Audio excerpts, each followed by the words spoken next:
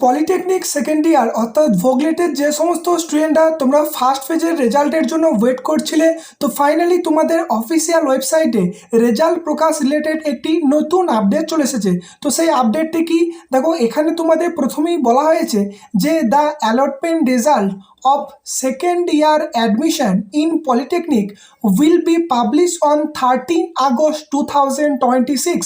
অর্থাৎ second year admission মানে ভোগলে স্টুডেন্টদের ক্ষেত্রে যে ফার্স্ট পেজ অ্যালটমেন্ট রেজাল্ট সেটা 13 আগস্ট অর্থাৎ 13ই আগস্ট প্রকাশিত হবে। তো তোমাদেরকে এটাই বলবো, তোমরা এতদিন যখন ধৈর্য ধরলে, আজ এবং কাল এই দুদিন তোমরা ওয়েট করে যাও। ফাইনালি তোমাদের 13ই আগস্ট কিন্তু প্রথম ফেজের যে রেজাল্ট সেটা প্রকাশিত হতে চলেছে। এরপর তোমাদের অনেকেরই কোশ্চেন হতে পারে যে তাহলে এই রেজাল্ট তোমরা কখন চেক করতে পারবে। তো আশা করি তোমাদের বিকেলের দিকে কিন্তু এই রেজাল্ট প্রকাশিত হয়ে যাবে। যখন প্রকাশিত হবে আমি কিন্তু ভিডিওর মাধ্যমে আপডেট দিয়ে দেবো। এবং তোমরা যারা এই ফার্স্ট ফেজে কলেজ পেয়ে যাবে, তোমাদের অ্যাডমিশনের ডেট কতদূর কি রাখা হয়েছে তোমাদেরকে সেটা দেখো দেখিয়ে দিচ্ছি। পলিটেকনিক সেকেন্ড ইয়ার অর্থাৎ ভোগলেট ক্যান্ডিডেটদের যে কাউন্সিলিং শিডিউল এর আগে প্রকাশিত করা হয়েছিল, দেখো এখানে যেটা মেনশন করা হয়েছে সেটা হলো যে allotment result of second phase এটা হলো 13 আগস্ট। অর্থাৎ যেখানে সেকেন্ড ফেজের রেজাল্ট প্রকাশের সম্ভাবনা ছিল, সেখানে তোমাদের প্রথম ফেজের রেজাল্ট প্রকাশিত হচ্ছে।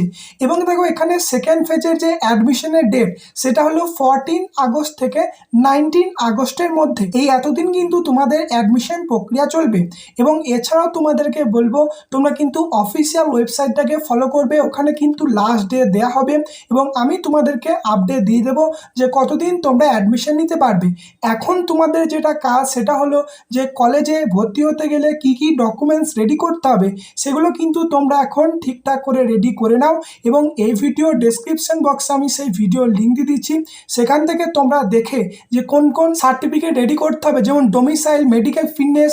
তো এই সার্টিফিকেট তোমরা কিন্তু এখন রেডি করে নাও, যাতে অ্যাডমিশনের সময় কোনো প্রবলেম যাতে না হয়।